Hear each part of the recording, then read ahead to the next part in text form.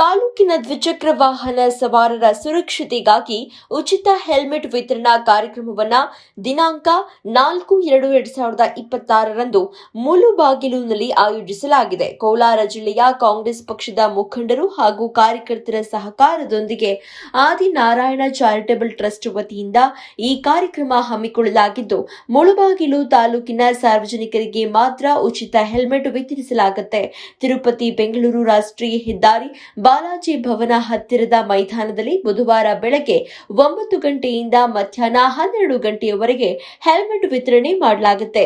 ಮಹಿಳೆಯರಿಗೆ ಪ್ರತ್ಯೇಕ ಸಾಲಿನ ವ್ಯವಸ್ಥೆ ಇರುತ್ತೆ ಅಂತ ಟ್ರಸ್ಟ್ನ ಮುಖಂಡ ವಿ ಆದಿನಾರಾಯಣ ಸುದ್ದಿಗೋಷ್ಠಿಯಲ್ಲಿ ತಿಳಿಸಿದರು. ವರದಿ ಮುಕ್ತಿಯರ್ ಎಬಿ ನ್ಯೂಸ್ ಕನ್ನಡ, ಮುಳುಬಾಗಿಲು. ನಮ್ಮ ಕುರುಡುಮಲೈ ಗಣೇಶ ನಮ್ಮ ಮುಳುಬಾಗಿಲಿನ ಪ್ರಸಿದ್ಧಿ ಆಂಜನೇಯ ಸ್ವಾಮಿ ಮತ್ತು ಹೈದರಾಲಿ ದರ್ಗಾ ಈ ಎಲ್ಲ ದೇವತೆಗಳು ನಮ್ಮ ಮುಳುಬಾಗಿಲ ಮಹಾಜನತೆ ಮೇಲೆ ಕರುಣೆ ಇರಲಿ, ಅವರಿಗೆ ಎಲ್ಲ ಜನತೆಗೂ ಒಳ್ಳೆಯದು ಮಾಡಲಿ ಅಂತ ನಮ್ಮ ಎಲ್ಲ ಕಾಂಗ್ರೆಸ್ ಪಕ್ಷದ ಮುಖಂಡರ ಪರವಾಗಿ ಬೇಡಿಕೊಳ್ಳುತ್ತಾ ಈ ಕಾರ್ಯಕ್ರಮವನ್ನು ಪ್ರಾರಂಭಿಸ್ತೀನಿ. ಈ ಪತ್ರಿಕಾಗೋಷ್ಠಿಗೆ ಆಗಮಿಸಿರುವಂಥ ಎಲ್ಲ ನನ್ನ ಕಾಂಗ್ರೆಸ್ ಪಕ್ಷದ ಮುಖಂಡರೇ ಮತ್ತು ಪತ್ರಿಕಾ ಮಿತ್ರರೇ, ಇವತ್ತು ಈ ಸುದ್ದಿಗೋಷ್ಠಿ ಕರೆದಿರುವ ಮೂಲ ಉದ್ದೇಶ ಪಕ್ಷದ ಸಂಘಟನೆ ಮತ್ತು ನಮ್ಮ ಕಾಂಗ್ರೆಸ್ ಪಕ್ಷದ ಎಲ್ಲ ಮುಖಂಡರ ಕಾರ್ಯಕರ್ತರ ಸಹಕಾರದೊಂದಿಗೆ ಆದಿನಾರಾಯಣ ಚಾರಿಟಬಲ್ ಟ್ರಸ್ಟಿಂದ ಉಚಿತವಾಗಿ ಹೆಲ್ಮೆಟ್ ವಿತರಣಾ ಕಾರ್ಯಕ್ರಮ ಅಂಗವಾಗಿ ಇವತ್ತು ನಾವು ಈ ಪತ್ರಿಕಾಗೋಷ್ಠಿಯನ್ನು ಕರೆದಿದ್ದೇವೆ.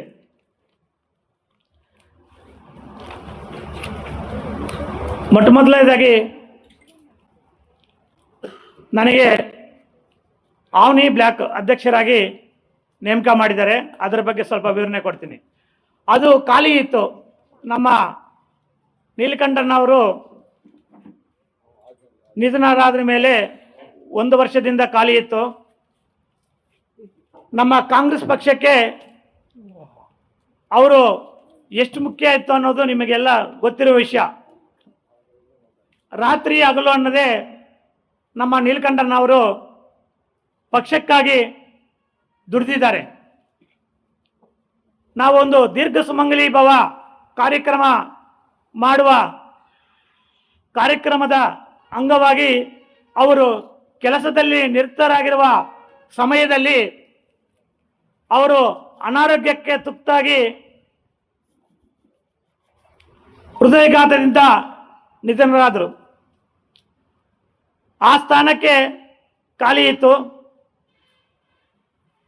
ಆ ಸ್ಥಾನಕ್ಕೆ ನನ್ನ ಮೇಲೆ ನಂಬಿಕೆ ಇಟ್ಟು ನನ್ನ ಕಾಂಗ್ರೆಸ್ ಪಕ್ಷದ ಎಲ್ಲ ಮುಖಂಡರು, ಕಾರ್ಯಕರ್ತರು, ಈ ರಾಜ್ಯದ ಮುಖ್ಯಮಂತ್ರಿಯಾದ ಸಿದ್ದರಾಮಯ್ಯರವರು, ಉಪಮುಖ್ಯಮಂತ್ರಿಯಾದ ಡಿ ಕೆ ಶಿವಕುಮಾರ್ ಅವರು, ಮುಖ್ಯವಾಗಿ ನಮ್ಮ ಕೋಲಾರ ಕ್ಷೇತ್ರದ ಶಾಸಕರಾದಂಥ ನಮ್ಮ ಕೊತ್ತೂರು ಜಿ ಮಂಜಣ್ಣನವರು, ಅನಿಲ್ ಅಣ್ಣನವರು, ಇವರೆಲ್ಲರೂ ಸೇರಿ ನಮ್ಮ ಕಾಂಗ್ರೆಸ್ ಪಕ್ಷದ ಮುಖಂಡರ ಆಶಯದೊಂದಿಗೆ ಅವರ ಭರವಸೆ ಮತ್ತು ಅವರ ಸಪೋರ್ಟ್ದೊಂದಿಗೆ ಇವತ್ತು ನನಗೆ ಆವ್ನಿ ಬ್ಲ್ಯಾಕ್ ಅಧ್ಯಕ್ಷರಾಗಿ ಆಯ್ಕೆ ಮಾಡಿದ್ದಾರೆ ಮತ್ತು ಕಾಂಗ್ರೆಸ್ ಪಕ್ಷ ಸಂಘಟನೆ ಮಾಡೋಕ್ಕೆ ನನಗೆ ಜವಾಬ್ದಾರಿಯನ್ನು ಕೊಟ್ಟಿದ್ದಾರೆ. ಎಲ್ಲರಿಗೂ ನಾನು ಅಭಿನಂದನೆಗಳನ್ನು ತಿಳಿಸಲು ಬಯಸ್ತೀನಿ ಈ ಸಂದರ್ಭದಲ್ಲಿ.